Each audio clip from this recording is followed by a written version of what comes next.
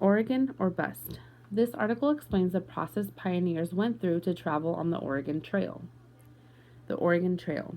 The Oregon Trail opened in 1841 with 35 men, 5 women, and 10 children using it to make the trek from Independence, Missouri to Oregon City, Oregon. In 1842, 100 immigrants took the same westward trail. In 1843, the number of people traveling increased to 1,000. During the late 1840s and early 1850s, tens of thousands of settlers made the journey every year. From 1840 to 1860, approximately 300,000 to 600,000 immigrants traveled the Oregon Trail. Getting ready. The preparations for a journey west on the Oregon Trail took more than a year. Immigrants had to sell land, businesses, and property while gathering the supplies they would need on the journey. A wagon built to withstand 2,200 miles across plains, mountains, and desert was the most important piece of equipment. Wagons were 6 feet wide and about 12 feet long with 3 feet high interior. The wagons had to be tall enough to cross through streams without completely submerging. Tar buckets hung from both sides so settlers could fill the cracks between the boards with tar to make the wagon waterproof when they crossed rivers.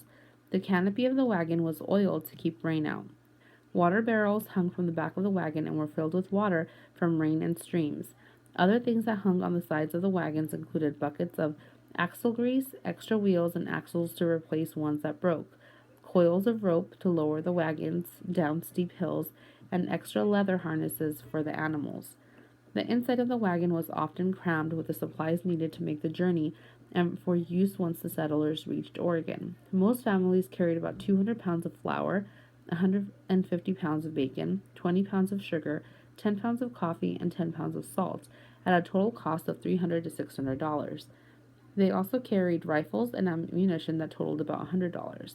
Their clothing had to be sturdy and well made, and each person needed strong boots or shoes for walking and to withstand the weather conditions along the trail. A team of 8 to 12 oxen pulled each wagon.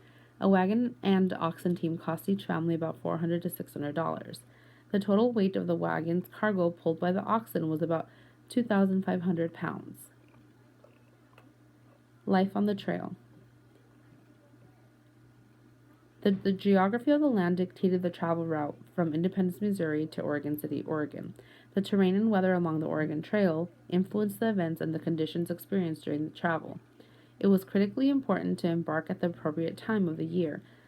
If the settlers left too early in the spring, there would not yet be enough grass on the prairie to feed their livestock. If they left too late in the spring, they risked being trapped in winter snows in the Cascade Mountains near the end of the trip. Travelers usually left in May and hoped to reach Oregon by October. It took them 6 months to make the 2,200-mile journey. Each wagon train headed west from Independence, Missouri, for 200 miles across the tall prairie grass of the Great Plains. In some places, the grass was so tall men had to stand on the backs of horses or oxen to see ahead. This was the terrain until they came to Fort Kearny and the Platte River. Fort Kearny was the first of 3 trading post letters. The Platte River guided them along the journey for the next 450 miles. It was a broad brown river that was too muddy for drinking or bathing. Along the Platte River, the tall prairie grass turned into short prairie grass. There were also fewer trees, so the settlers used buffalo dung for fuel in their fires. At the 650-mile mark, the emigrants reached Fort Laramie and were ready to begin their climb into the Rocky Mountains, where they would face hot summer days sprinkled with summer thunderstorms and hailstorms, followed by cold mountain nights. During some of the thunderstorms, it was necessary to chain the wagons together so they wouldn't be blown away. About 250 miles farther, they reached Independence Rock. People signed their names on the rock, and it became known as the Great Register of the Oregon Trail. Independence Rock signaled a gradual, winding, gentle climb into the Rockies across the South Pass. After South Pass, the travelers headed northwest into the unrelenting sun of the dry, dusty desert country until reaching Fort Hall, which was the 1,200-mile marker. They continued northwest along the rugged rock ledges in the canyon of the Snake River, making a grueling climb over the Blue Mountains. At times, the wall was so steep the wagons had to be taken apart and using chains and pulleys hauled up one side and then lowered inch by inch down the other side. The immigrants proceeded west along the Columbia River for 200 miles to the settlement called Dallas. They now only had the final stretch of the journey left through the Cascade Mountains into Oregon City.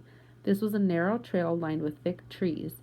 The downhill parts were very difficult because they were so steep and slippery that keeping the wagons and oxen from sliding downhill off the path was the challenge. The settlers tied big logs on the back of the wagons to act as brakes.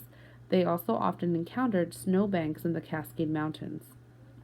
A typical travel day began at 4 a.m., with the men on sentry during firing a wake-up shot.